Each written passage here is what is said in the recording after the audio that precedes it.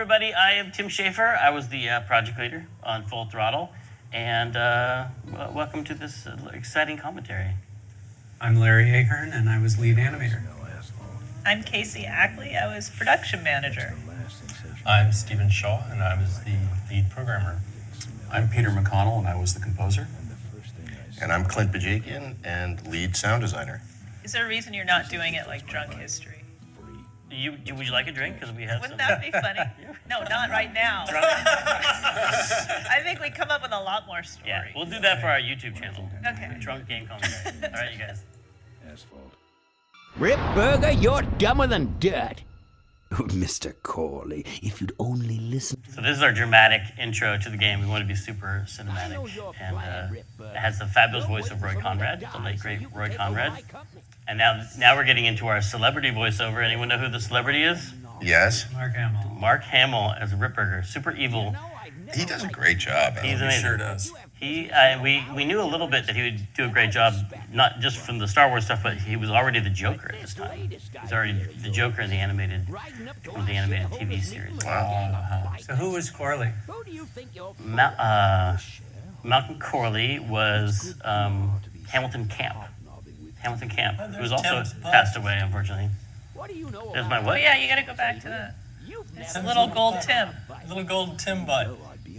Oh yeah, that was Oh, there'll be a glory shot of that later. that was a Charlie Ramos. I remember Peter McConnell making fun of me for the destabilizing inner ear condition line. Here goes Ben Throttle. Now this is. Are we using the Rebel Assault engine yet? Oh wait, my nude scene's coming up. we Everybody go. cover your eyes. Nobody look. There it is. Oh, there it is. That's right. The only Decent difference. exposure. Yeah, you're welcome, everybody, for that. And some great Gone Jackals music comes in here. This is still an introduction that I love to watch because it was so.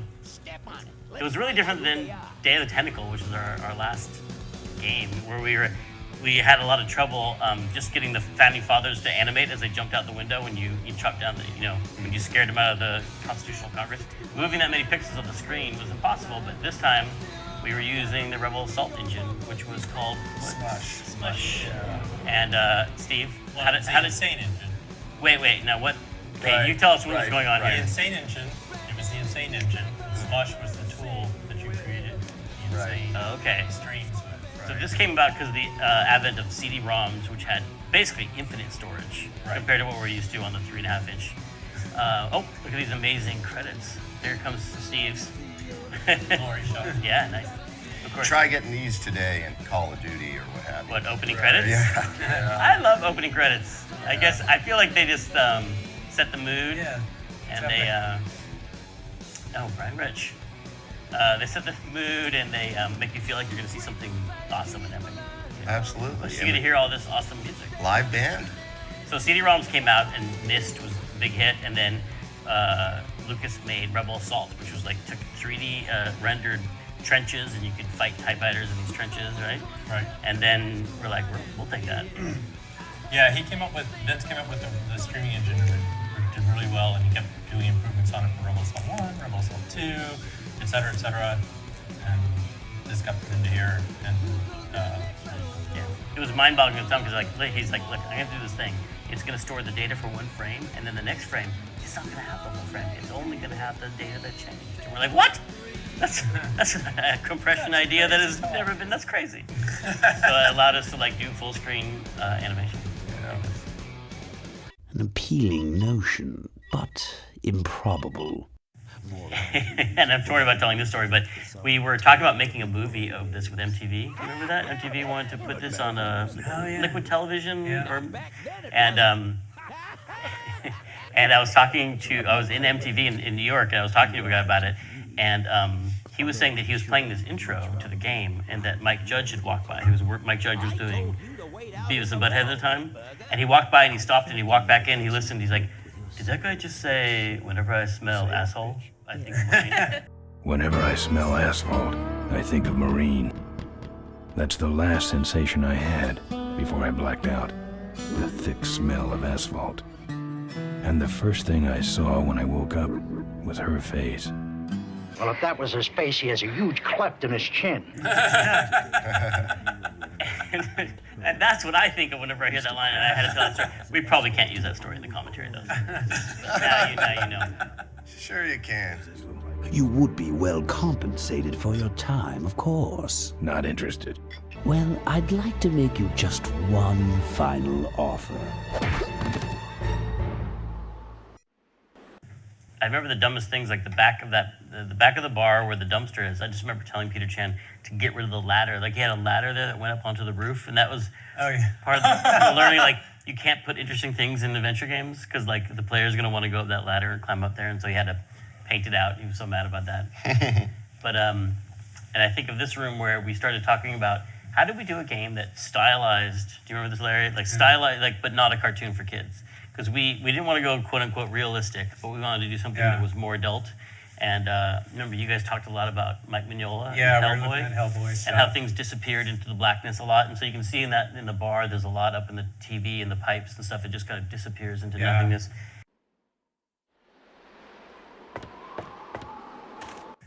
So here, there's a puzzle where you kick open the door after this cutscene, right? You kick open the door. Kick open the door was just like a kind of a character setting thing for us. We're like, we always talked about how, Bernard Bernoulli and David Tentacle, if he had to like get through a locked door and all he had was a bologna sandwich, that he would figure out a way of like putting the mayonnaise on the floor and sliding the bread under and then taking the toothpick and poking the key through the hole and dropping it and then pulling, and that Ben Throttle would just eat the sandwich and kick the door down. And that was like how we were like expressing character through puzzle design in these games. Yes, I bet you have. Which is why this game is 2 hours long. It's why it's a little shorter.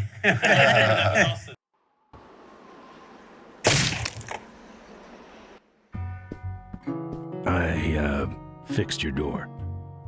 It was sticky. And there's the bartender's name is Quahog. I don't know if that comes up ever in the game, but his name was always Quahog, which is like from Moby Dick. It's how Queequeg misspells his own name when he signs into the log of the ship.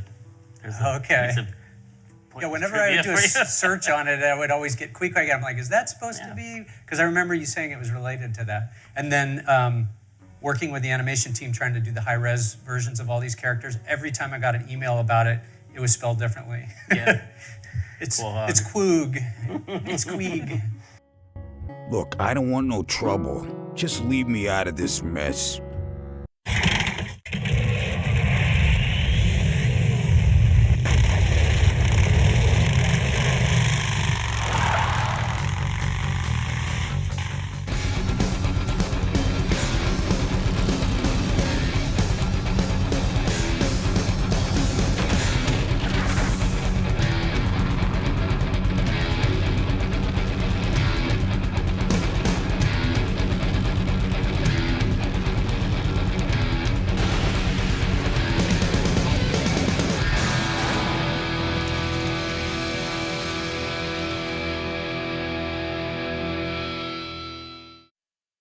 Oh man, dream sequence. I remember this scene was literally tossed together in about an hour. We need something in here after the wreck.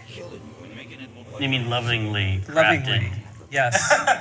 in an hour. Sorry, is that what's supposed to be on the commentary about how much effort was put into these? A lot of it was we had such a tiny team and we're going, the whole thing will be fully animated. It'll be crazy. Watching this, I'm realizing like after Day of the Tentacle, where we had just 3 full screen animations in the whole game, like, did we sit down and say, like, hey, this next game's going to be crazy, and we're going to have all these full screen animations the entire time? Yeah, we said it was going to be a completely cinematic thing. Everything, there's going to be scenes. I don't remember realizing what we were taking on in the beginning. No, we had no idea. Which is probably the special talent I have that lets me do these games, which is to not think about what this is going to entail. Because we would basically plan out the scene, and about the only thing I remember doing to try to keep it reasonable was saying, if we edit enough, no one shot will have that much animation in it.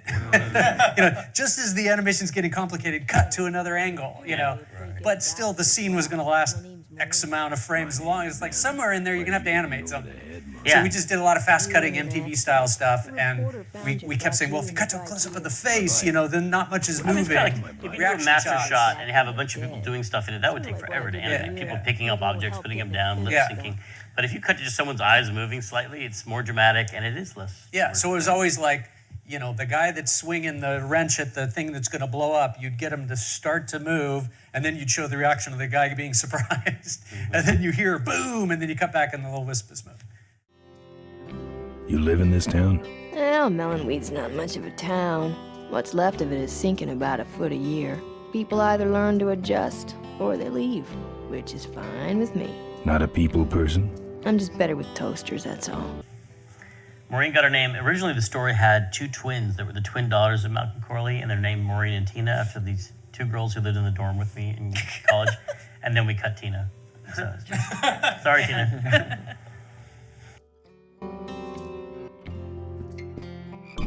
Oh, good. You're not dead yet. I might still get a quote. Chan does a lot of designs where you can see, like, the story of the town is that it's sunk. There's obviously a building that was here before and it just sunk, and they're just like, screw it, let's build another house on top of it. And they just build another one. Like a lot of he does a lot of double houses. There's some of that in Psychonauts, like roofs upon roofs. Smart. Disfigured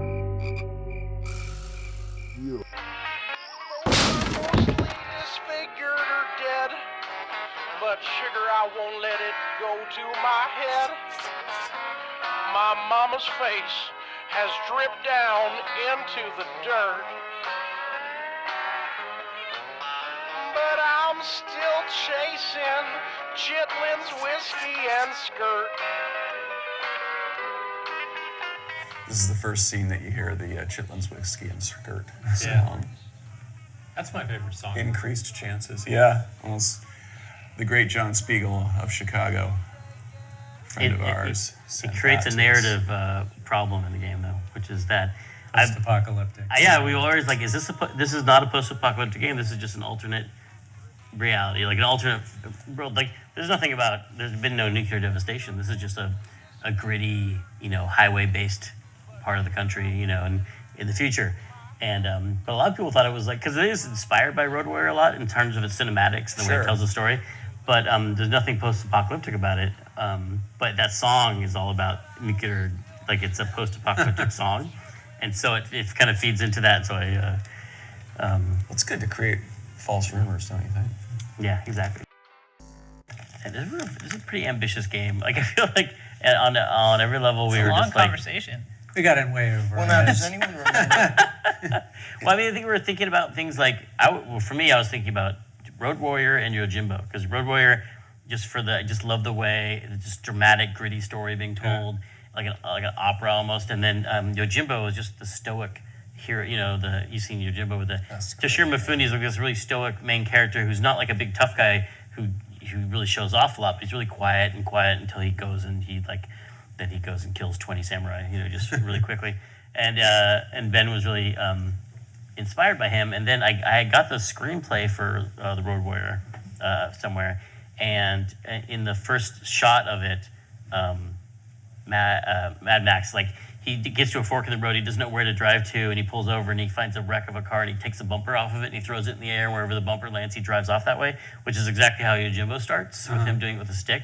I was like, I knew it. I knew this is all one big part of this generalized lone hero thing going on. Yeah, we were looking at Clint Eastwood, Man with No Name stuff too. Everybody squints like Clint. Mm-hmm. Yeah, easier to animate, right? Yeah, They squint. exactly. Yeah.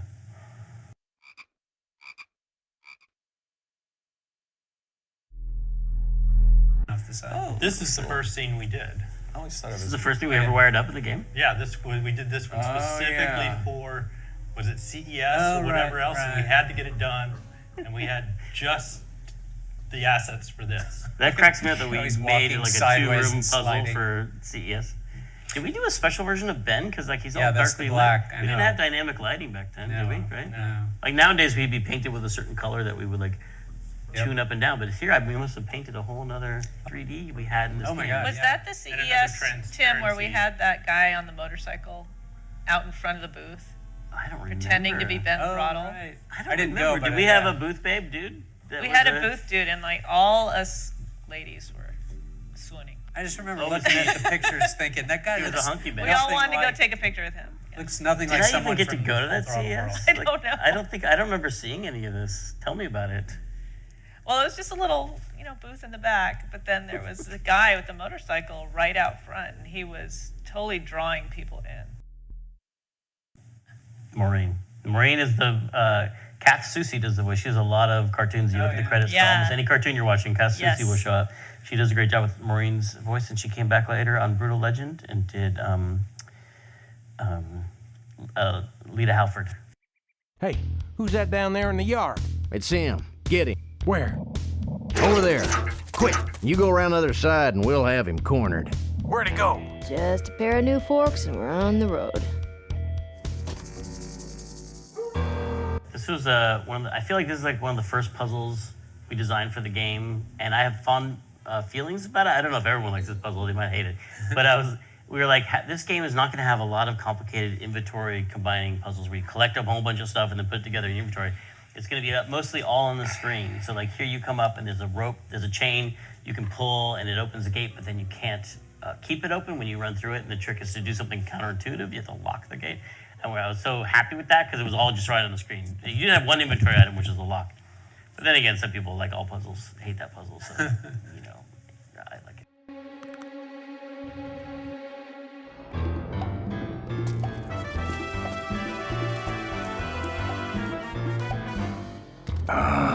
Junk. There's my car, my actual car. There. So that's the Timmobile? Oh, yeah. Do you still have that car? It's in a garage in Reading because I was driving. I bought the car for my dad, which is his '69 Le Mans, which is it looks like a GTO. It's a really fun car to have. And then I go at lunch one day with a bunch of LucasArts coworkers in it. Someone before I started it, someone was like, "Do you smell gas?" And I was like, "No, you're silly." And I started it, and then boom. That was me and Michelle Harrell. Yeah, and do you remember like black smoke came out of the defroster vents? It's a convertible. Yeah, we had John. I was like, "Get out of the car!" We jumped out, and I run to this jewelry store to use 911. And secretly, I've been wanting to call 911 all my life, right? Like you just be like, "Oh, someday I'm gonna." So I call it, and they're like, "You're at the jewelry store. Is it a robbery? What's going on?" And I ran back to the car, and there was a pool of fire underneath the car, and there were already fire people there, like firefighters there, because I was across the street from the fire department. I could have just run. I could have run to the fire department to bring them over. And anyway, they put out the fire, and then it was really bad. There's bubbles embedded in the windshield from just the heat. Jeez. And you guys go back to the office. So you guys went back to the office while I hung around with the tow truck. And you told Peter Chan what had happened. And so Peter Chan happened to be painting this art. And so he's like, well, I guess Tim's car is toast. I'll put it in the junkyard. And he painted my beautiful car in the junkyard. That was when you actually had to run somewhere to make a phone call. Yeah. Yep.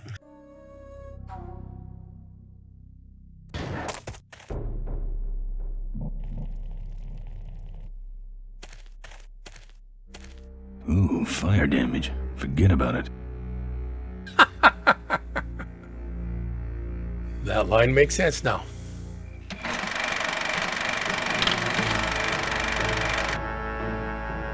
Am I cool or what? You're amazing. I should crash that thing every day.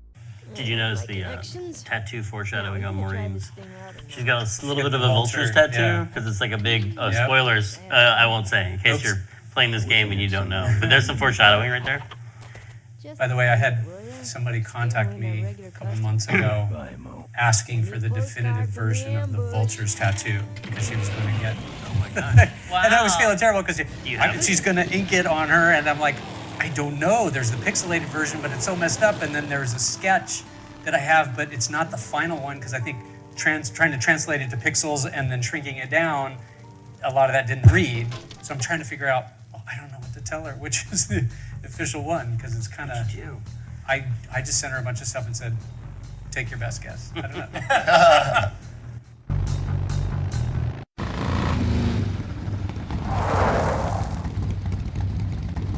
All right, look lively. He's a sneaky one. This time he ain't getting past us. See him? Nope. Keep looking.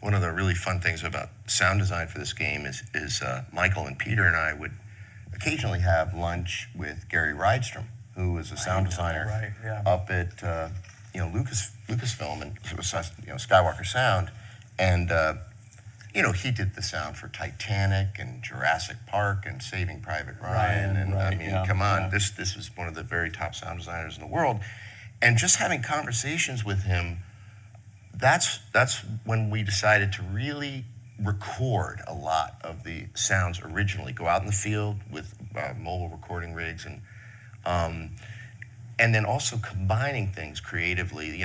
People all talk about it today, but back then it was a little bit new, I think, in the games industry to say, combine the lion roar with the kickstart of the bike, for example.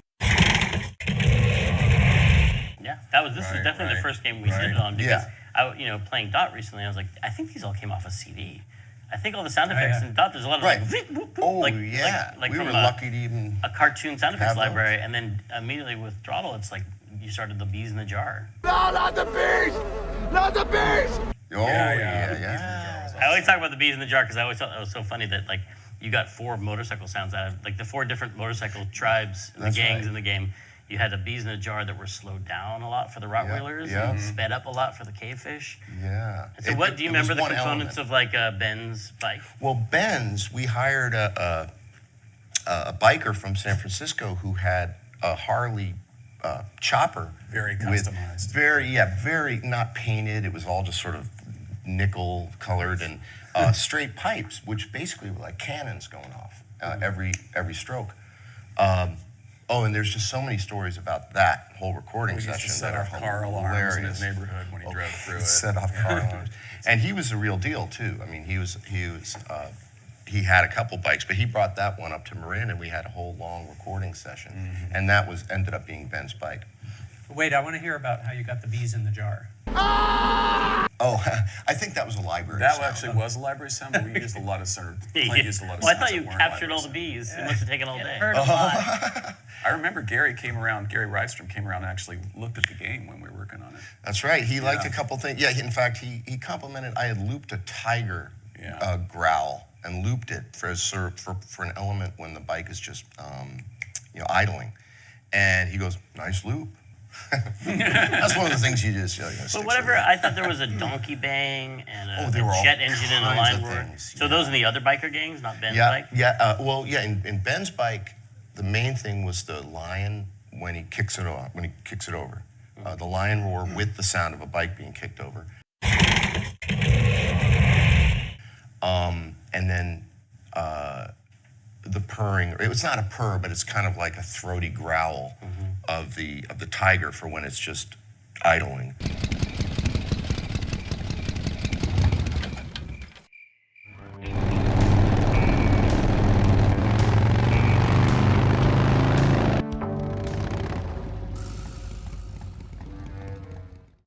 Ben, man, what's the deal? Did you find something up the road? Are we headed for trouble? No. We're in it. Find my daughter, Ben. Find Marine. Marine? I feel like we were started watching a lot of Hong Kong movies at this point, because there's a lot of that like reflection in the toaster that you see the bad guys coming is taken right out of either Hong Kong movies or Hard Target, which was the Jean-Claude Van Damme movie. All right. Saw right when we were making this.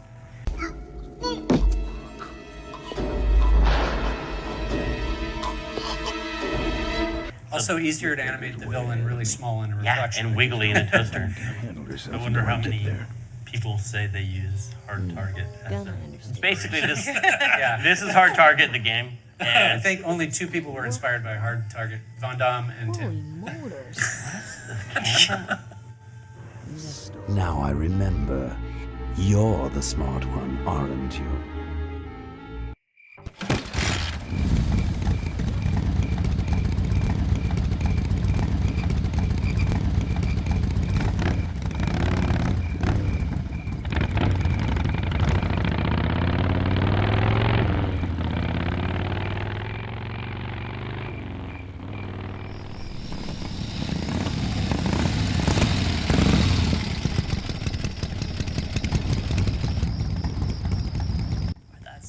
I remember go not. in and get We didn't the want to dance. talk about. At one point, the schedule had slipped, but I didn't want to be talk about how much because I was too scared to think about it.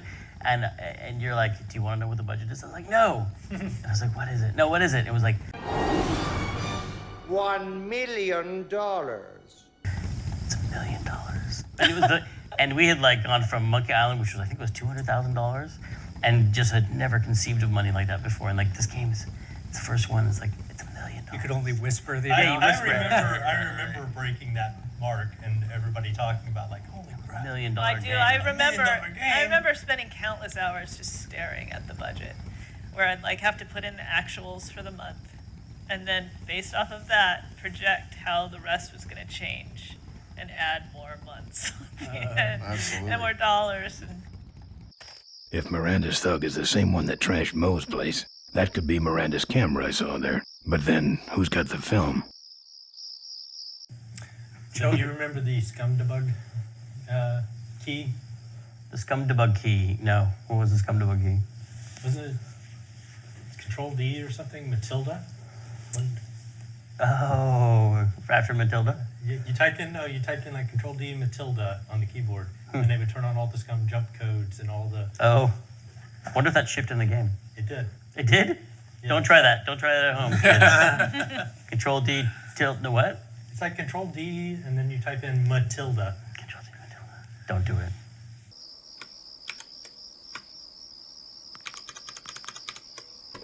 Not working.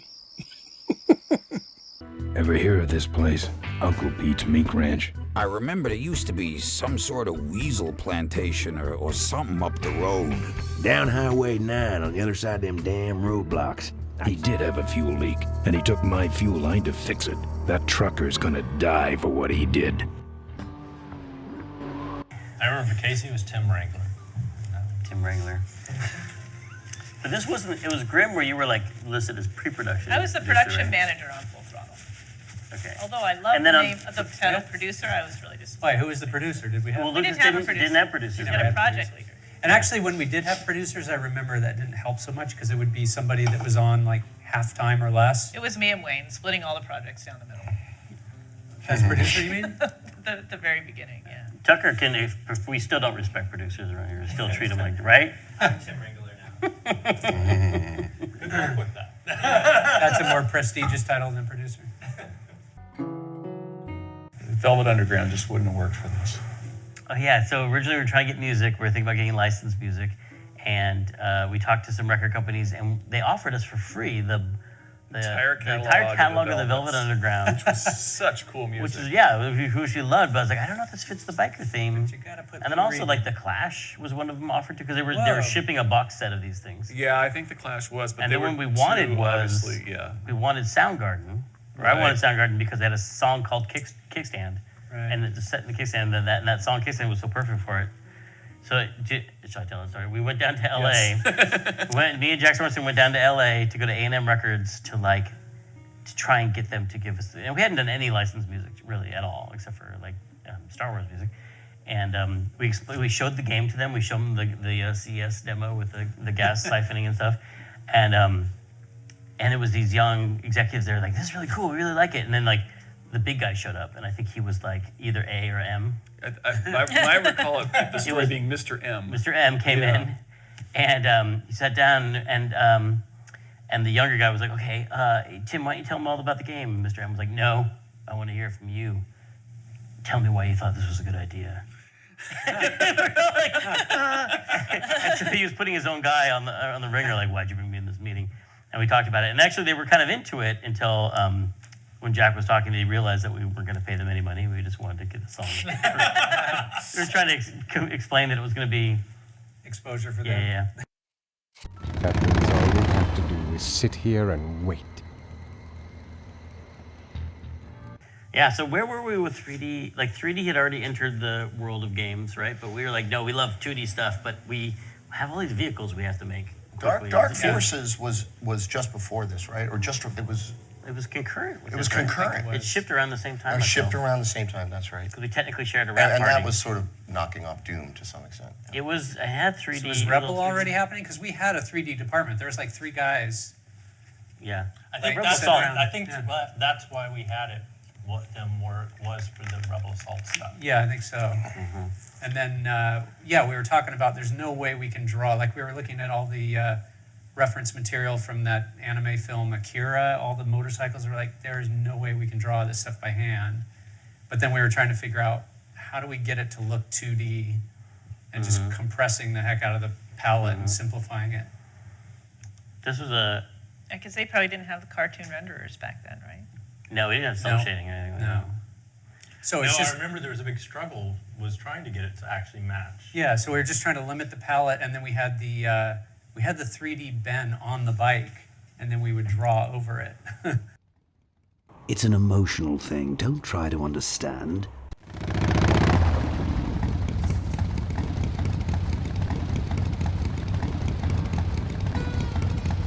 Now this is the area where we were originally going to have the whole Ricky Myron section, right? For Ricky Myron.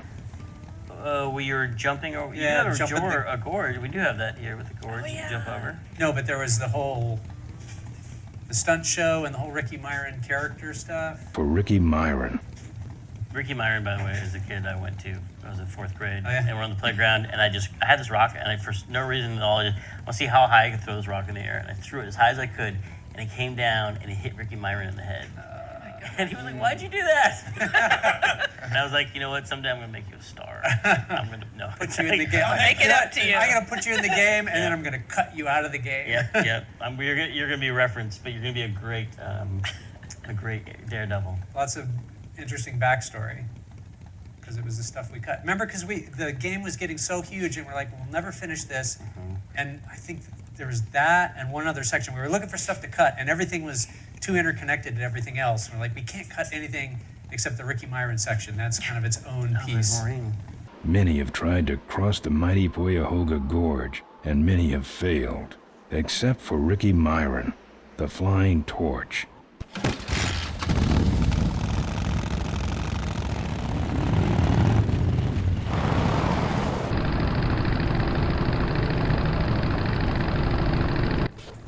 There's the sound of you driving over a rough road. Yeah. Steve, I remember you were duly hard on me to get that sound right of the tire going over those reflectors in the center of the road. And it's true, it makes that sound. We all know that sound. It's like, it sort of sounds like puck. You know? And I have to admit, I had a really hard time making that sound. Finally, one time I was just driving and holding my arm out the window of my truck with a microphone and running over those things. I don't know if I ended up using those, but it was a tough sound to make, to get it right. Oh, Tim, chainsaw. I threw a party at my house, which is up in the woods in the Colorado, and it was in the middle of a forest. And we couldn't get to it. And it had a long driveway that went through the forest. Right. And we had a terrible storm, and it was pitch dark, and the first person to arrive at my party was Tim, driving alone, and he came up to a fallen tree across the driveway, and I emerge with a chainsaw running in my hand and go walking up to And a mask to made Tim. of human flesh. And I go walking up to Tim, and you were genuinely scared. Because he had read about stuff like this. Up in the woods of Nicosia. I know that guy's got I remember that party. That was fun. Star Wars Rebel. That was a good party. Tattoo on his...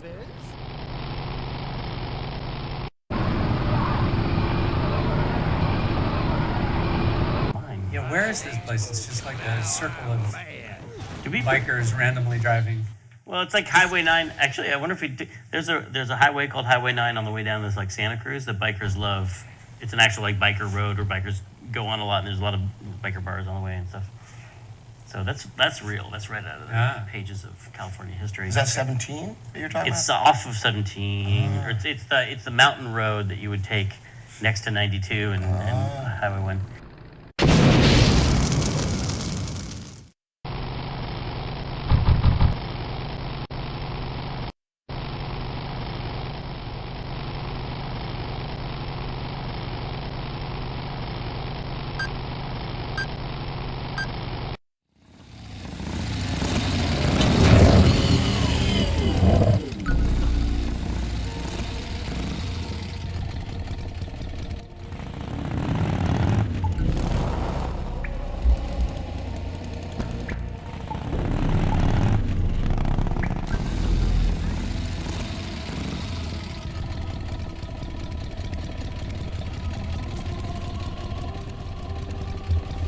So I remember To hand deliver it. when we were in the end of QA and Tim decided to go play pool one night in San Francisco. This was before cell phones. And something came up and I had to find Tim and bring him back. I think it was for the bunnies. And because there was a bug that had to be fixed and we had to ship this game. And so all I knew was that Tim had gone to play pool in San Francisco. Well, I didn't have any work to do. Right. So you're basically thumbing through the yellow pages. I had the phone book and I called every pool hall in San Francisco looking for him. This makes me sound like a totally different person. I know. But he wasn't every in any. juke joint. He wasn't in any of them. So then I'm like, okay. So the last pool hall, I said, okay, so maybe he's in a bar with a pool table. Can you tell me the name of a bar that has a pool table? And he did. And then I looked that up and I called that. And then when he wasn't there, I just kept doing that until finally. Kidding me? Finally, I found him in some bar with a pool table. Oh my goodness. And it was a kilowatt. when he picked up the bar phone, he was terrified because he was like, "How did you find me?" Actually, I don't remember this. This is crazy. I can't believe you found me by calling random bars. It makes me sound way cooler than I am, too. I like this, like. But what could I have done? I wasn't programming. I want to know how she described Actually, you. I did program for the bunnies. It was something that you had to make a call on. It was something. my actual bug. Yeah, it was either your bug or you had to make a decision right then and there as to what we were going to do. Bunnies in or out. I'm done with these boys.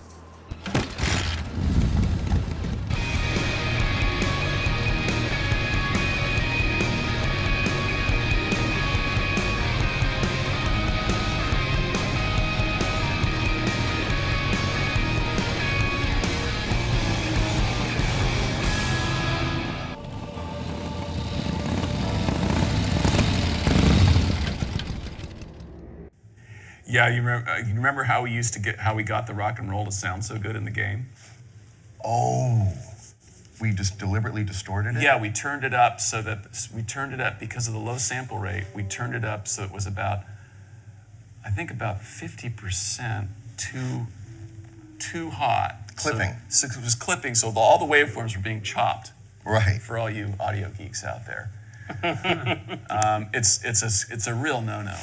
But it sounded It was good. the best way to do it for that particular Well, sound. since we're talking about Smush, which originated, I believe, with Rebel Assault, right, with Vince, in an earlier incarnation at least, and Vince liked to do everything himself, and we were a little miffed in the sound department because we found out that he had dubbed the Star Wars main theme himself using a boombox. Right. And the headphone output. Right. So, more geeky audio stuff, but basically a headphone signal is an amplified signal, right, to drive the headphones. And he put that right into the computer, to the Sound Blaster card and sampled it.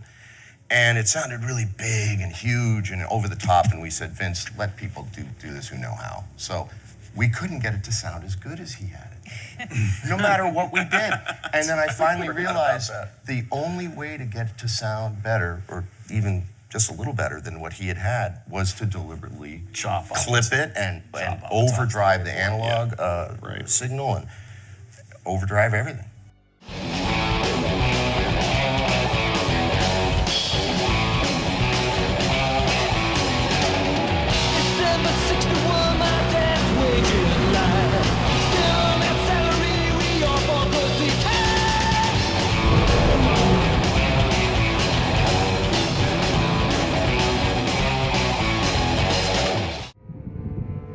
Souvenirs here. We got your hats. We got your pants. There was a local radio DJ named Alex Bennett who was a big fan of Day of the Tentacle. And he was a fan of ours. We got him to do the voice of the stadium announcer. That's right. And next to him is another masked newcomer. Please give a big Smashatorium salute to the Princess of Pile-Up, Doreen Schmorley. That's Alex Bennett. He was like the Howard Stern before Howard Stern, as I think you would say. Didn't we get him to do some sort of PR thing on his show? I got to go on the show and promote. Oh, right. Wasn't he at the He was at the He rap was party. at the rap party too, yeah. He was an institution in San Francisco radio. Yes, he was. KMEL and all these different stations. Live 105, yeah. 105, yeah. He was a he was a big deal, and then he got his voice in the game.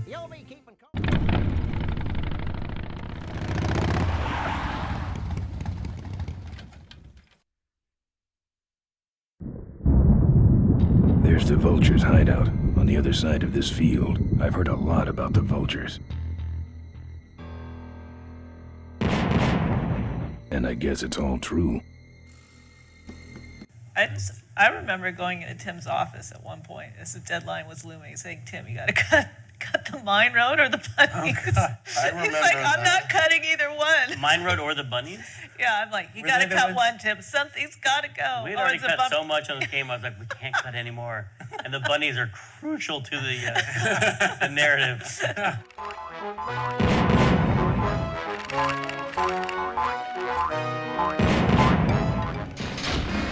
That's the guy I was telling you about, Susie. You sure?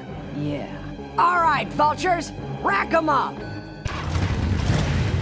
Let's rip him quick. Listen, Mo, you're making a big mistake. Let me go, or else Or else what? I'll call you names. Sorry. Yeah, well, don't sweat it. Don't you think someone will notice her rejecting out of her car?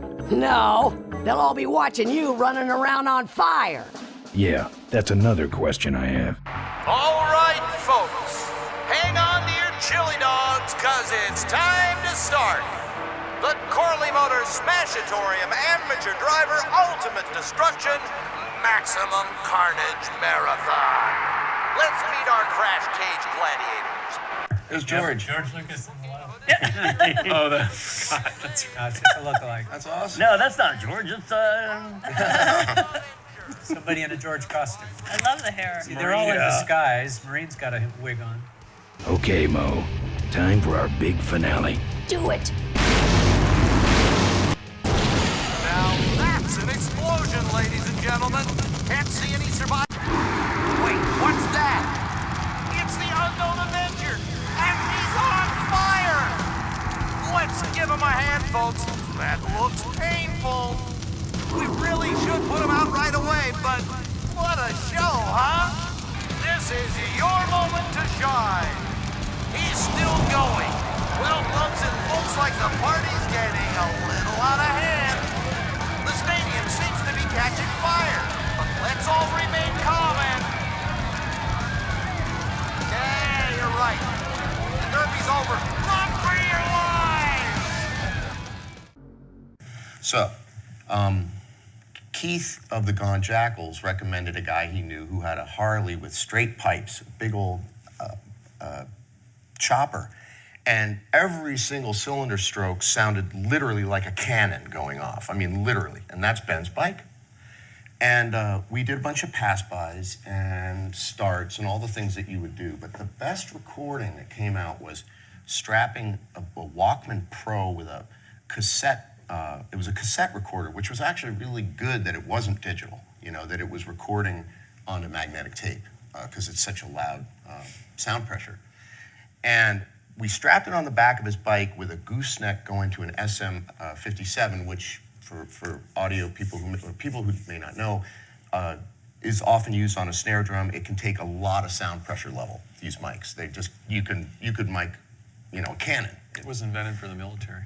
Oh, really, was it? That's what Camden said the other day. Wow, okay. He's probably right. So I just strapped it on the back of his bike and he just rode around. And that ended up being the cleanest recordings, the best recordings. We got accelerates, we got steadies, we got all kinds of stuff from that. And much of it was cut in without any processing or pitch shift or anything like that. It was just the sound of that wonderful Harley. So the driver of that almost dumped it though because it started raining. So we had to store it in the Lucasarts lobby. Right. And But how are we going to get in the factory? In the back of the factory, there's a secret entrance that leads straight into Dad's office. Here, take the photos. I don't want them. Show them to someone important if you get a chance.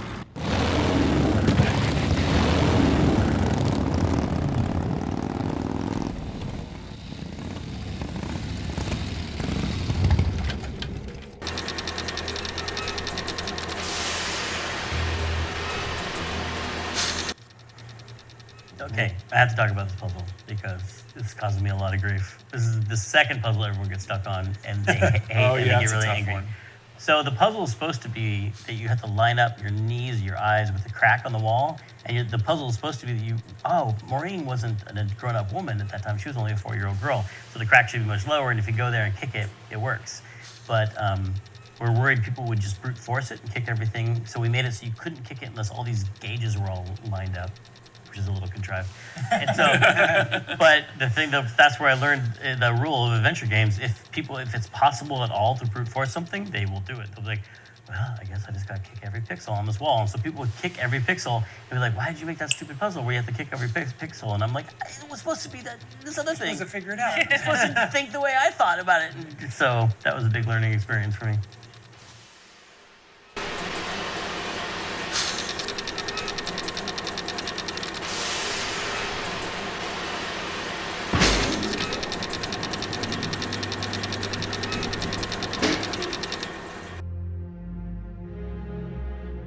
I do remember one time, like right as we were about to ship, I was testing it at home, like all night long, trying to crash it. And I like started to doze off, and my cat walked across the keyboard I remember that. and crashed the game. Oh, that's right, the cat crash bug. The cat bug. And we could never, your cat would not reproduce it for us. Not reproduce that bug. And they were like, "Oh, we've got to fix it." And it's like, bring the cat in. Bring the cat in. Bro, I can't. Did you thank that Everybody cat in the credits? get a What was cat. the name of that We started cat? bringing cats into the pit. Did you thank it in the credits? What cat was that? It was Eartha, and she was thanked. Thank you. Left the Oh, room. they're all our kitty Who cats. are all these cats? Ladies and gentlemen, I am pleased to present to you the future of Corley Motors. The Corley Minivan.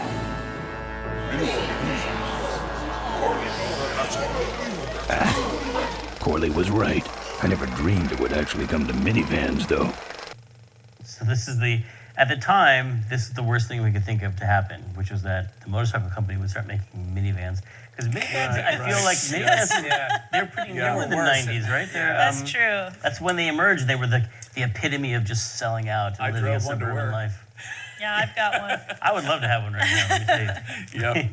But that was like the worst vehicle we could think of. They were really ugly initially, too. And nowadays it would be like, I don't know, SUV? No, I don't know. It would be something that would imply that a motorcycle company had sold out completely.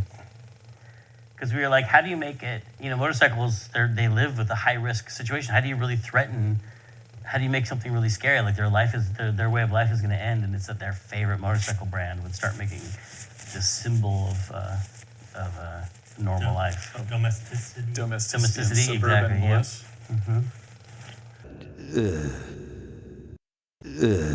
Yep.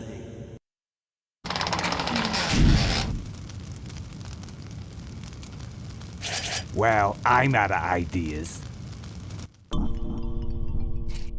This is the last game I ever programmed on, I believe. I remember doing Ben crawling all over the semi and doing the bunny stuff, which is maybe why it was such a problem. This is an interesting transition for me in learning about schedules and how terrible and hard they are. Because Day of the Tentacle, I feel like was the last game we did that was on time. Yeah. It was not a breeze, but it was like no crunch mode, followed the schedule. And part of that is because we had an extra 6 months at the end because of adding the voice we had. Right. But and this was the first game that went way over budget that I worked on. And and first time I had a producer, which is Casey. So she would come in, and I just remember you asked like a specter. Yeah, she'd come in and be like, Tim, when is this going to be done? And I just remember that weird feeling of, and I told this to you, like, I don't know how to express this, but I feel like you come in and ask me a question, and then I look over to the place where that information is, and I see this empty box with cobwebs in it. And then I come back out like, I don't know what to tell you.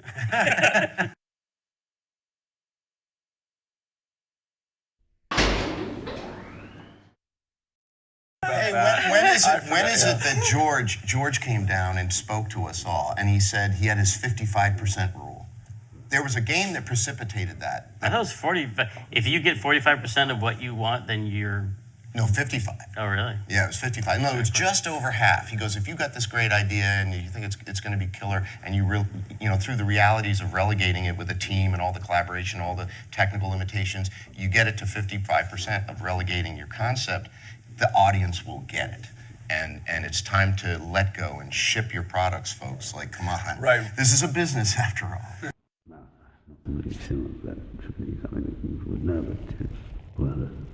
That stuffed shirt actually thinks I'll leave him in control of Corley Motors when I go.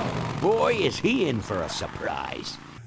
Where'd you get the idea of him having a New England accent? It's really cool. Pepperidge Farms guy, right? Pepperidge Farms. I don't hear with these bikers. It's bred like it used to be. Cause Pepperidge Farm remembers. In this, the voice for this game, I was more removed from it than I would be on future games. I got really involved in the casting. So I was involved in the casting of Ben and stuff, but Tamlin, Neelio, and Chris Brown did a lot of it on their own, and they went and recorded definitely without me. And so I don't remember. And Tamlin's thing was we got to differentiate all these characters, and that's where a lot of the crazy accents come from. Is like we got to make them stand out from each other. They work. They're great. Ladies and gentlemen, my name is Maureen Corley, and do I have a heck of a story for you. By the time I'm done, you'll see why this man should be in jail. Hey, where do you hobble off to? Don't complain. You're going to be rich. At this point, I'd settle for just a little peace and quiet.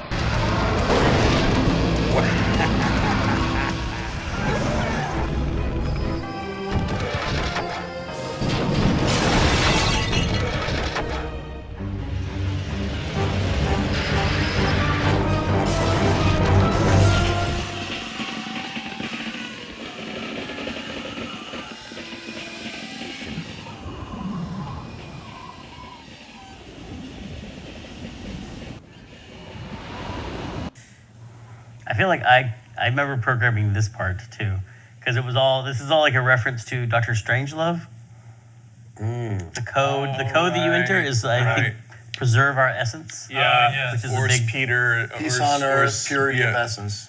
Yeah, purity of essence, right? Or peace on earth, something like that. Mandrake, ever been a prisoner of war? Yeah. Why, yes, sir. Yes, Jack. As a matter of fact, I have.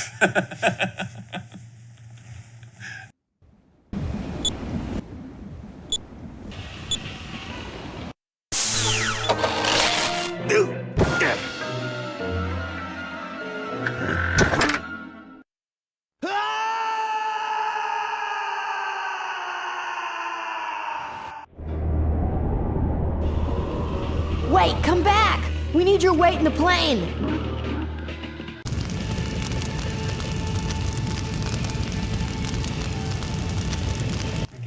So this is a big question for the remaster because the aspect ratio is wider.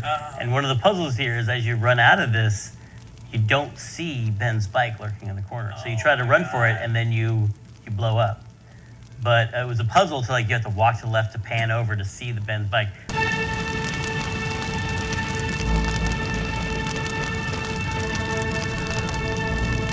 But now I think it's just going to show. Oh. And I think the explosion looks like a giant croissant chasing you out of the plane. Watch this. Look for the croissant. Must have been breakfast. Here comes. And croissant. Yes. Delicious. Flaky. That's my favorite. Okay, that is a favorite. That's the best shot.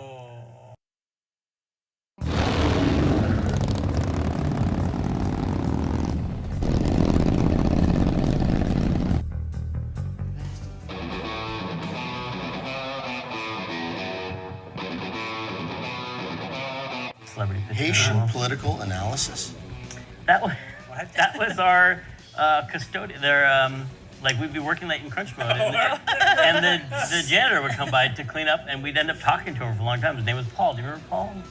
And he had this crazy vacuum cleaner that he wore like a backpack, and he would go down and we would have these long talks with him about Haiti and stuff because I was like, I think we'd seen Serpent in the Rainbow or something. We were like, tell us about the Tonton Macoux. And he would tell us all about the real Haitian politics and stuff, and everyone got the credits back then.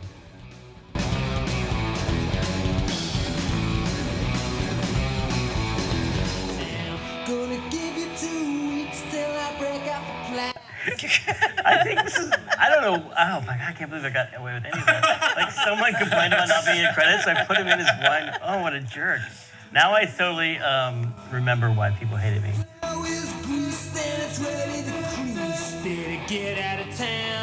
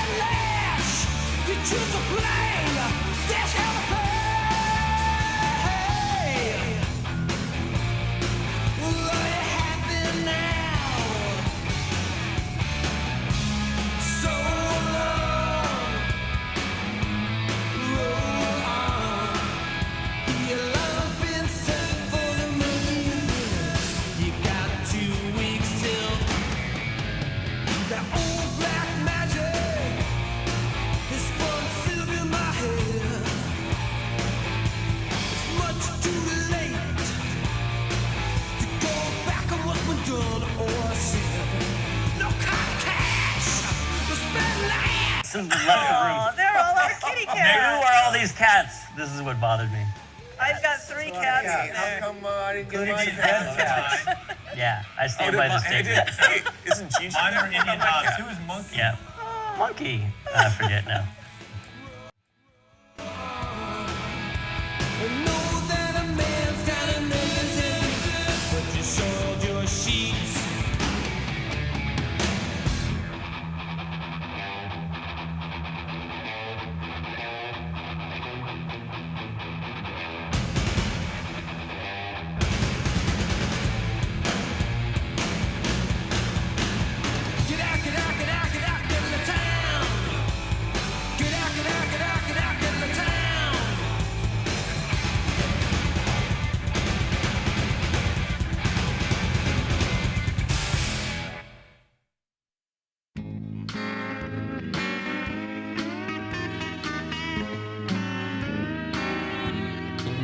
The population is greatly decreased, and now the odds are greatly increased that I may someday get a chance to kiss your lips.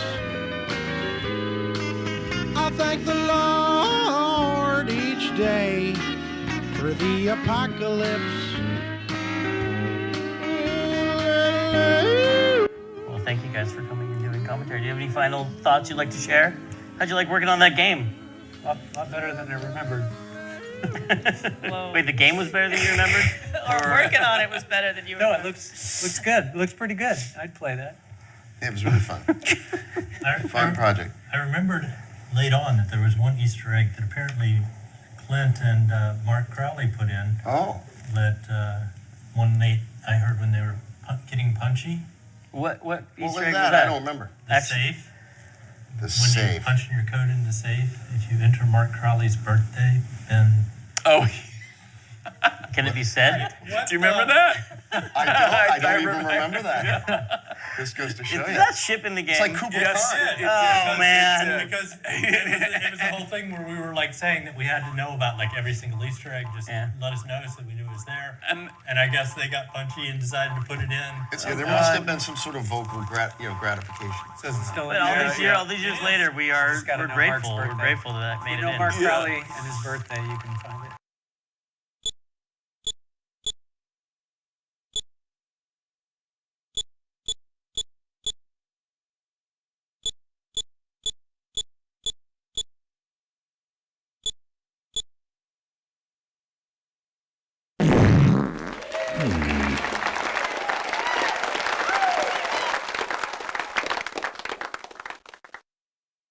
It took us only 2 hours of playthrough to get to the farts. That's not bad. Yeah.